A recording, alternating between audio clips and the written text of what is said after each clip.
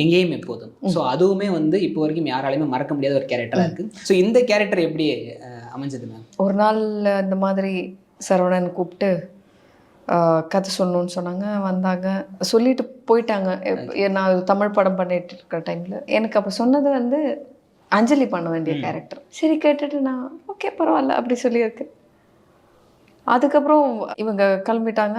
2 நாள் கழித்து Murugadoss sir call பண்ணிவிட்டு, நீ பண்ண வேண்டியது அந்த கேரக்டர் இல்லை, இன்னொரு கேரக்டர். அதை நான் கேட்கல, ஆனால் கதை சொல்லலை.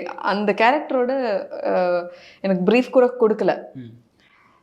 திருப்பி சரவணன் திருப்பி வந்து அமுதா சொன்னதுக்கப்புறம் நான் சொன்னேன், எனக்கு முடியுமா அது பண்ணுறதுக்கு, எனக்கு தெரியாது, ஐ டோன்ட் நோ. பட் அவங்க கூட ஒரு நம்பிக்கை இருந்தது. ஓகே நான் அது பண்ணால் நல்லாயிருக்கும். அதுக்கப்புறம் எங்கேயும் எப்போதும் ஹேப்பன்ட், ரெஸ்ட் ஹிஸ்ட்ரி.